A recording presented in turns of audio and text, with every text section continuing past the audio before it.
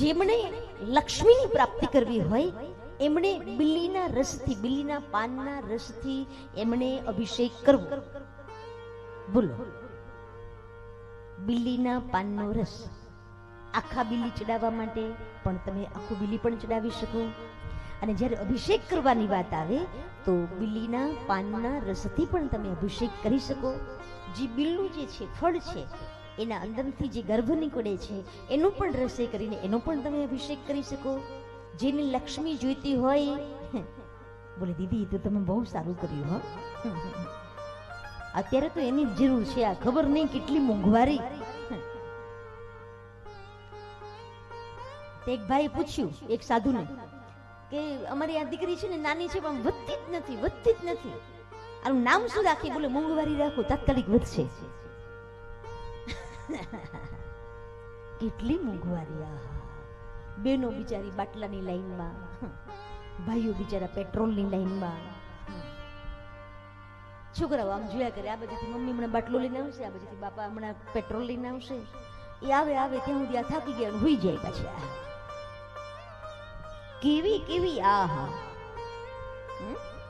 देख तेरे संसार की हालत क्या हो गई भगवान, कितना बदल गया इंसान, कितना बदल गया इंसान, कितना बदल गया इंसान. सूरज न बदला, चांद न बदला, ना बदला रे आसमान, कितना बदल गया इंसान, कितना बदल गया इंसान, कितना बदल गया इंसान. आयास में बड़ा बेढंगा, आज आदमी बना, इन्हीं की काली करतूतों से बना ए मुल्क मसान, कितना बदल गया इंसान, कितना बदल गया इंसान, कितना बदल गया इंसान, कितना बदल गया इंसान, कितना बदल गया इंसान. કેવા લોકો બદલાઈ ગયા અત્યારે તમે જુઓ. એમાં મહેમાન તો થઈને જવાનું જ નહીં કોઈના ઘરે અત્યારે આ મોંઘવારીમાં.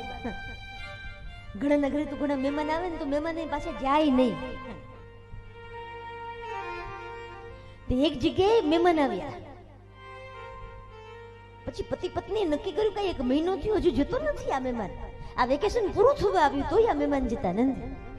હવે દીકરી આવે ઘરે એ તો બરાબર છે, એનો હક છે ને આવે, પણ અમુક અમુક તો સાવ લીધા દીધા વગર ના આવી જાય એવા મહેમાન હોય. તો પેલા પતિ પત્નીએ નક્કી કર્યું કે આજે છે ને, આજે આપણે બે ઝઘડો જ કરવાનો છે. હમણાં સ્નાન કરીને બહાર આવીએ ને એટલે બે જણા ઝઘડો જ કરવાનો છે બસ. પતિ બોલ્યો હું તને વઢીશ, બરાબર વઢીશ.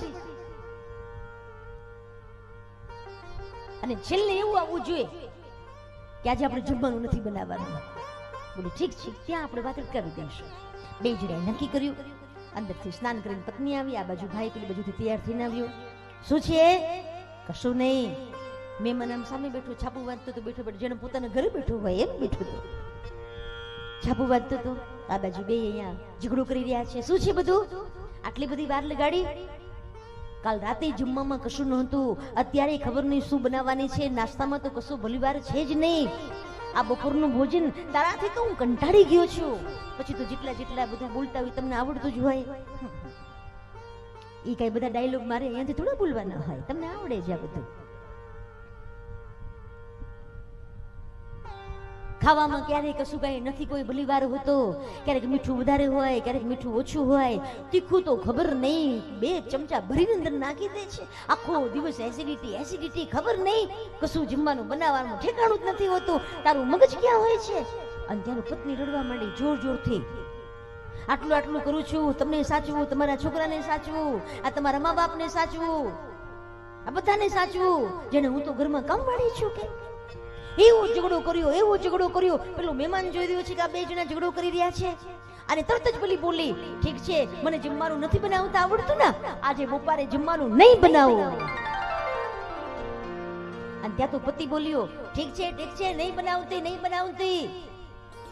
અમે ભૂખ્યા રહી જઈશું, બાકી તને કહીશું નહીં. આજે જમવાનું નહીં બને. મહેમાન વિચાર કરે કે મારે શું કરવાનું. અને ત્યાં તો મહેમાન આવ્યો, પેલી પત્ની રડી રહી છે ને પેલો પતિ ગુસ્સામાં છે ને મહેમાન આવ્યો, અંદરથી થેલો લઈને આવ્યો, આવીને કે ઠીક છે તો હવે હું જાઉં. ત્યારે તમારા ઘરમાં ઝઘડો થાય છે એના કરતાં મારે જવું જોઈએ એમ કહીને ખભામાં થેલું નાખી અને આમ બહાર નીકળ્યો. જેવો બહાર ગયો ને હજી તો દરવાજેથી આમ હળવેરીના ઉમરો હજી તો બહાર વટ્યો, ત્યાં તો પત્ની બોલી, સાંભળ્યું? ગો ગઈ.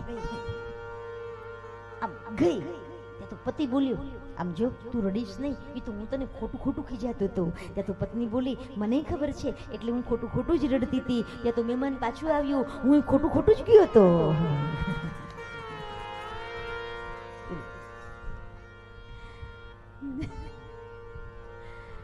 આવા મહેમાન હોય. બાકી આપણે ત્યાં તો કેવી મહેમાન ગતિ, કેવા બધાના હૃદય કેવા મોટા હતા.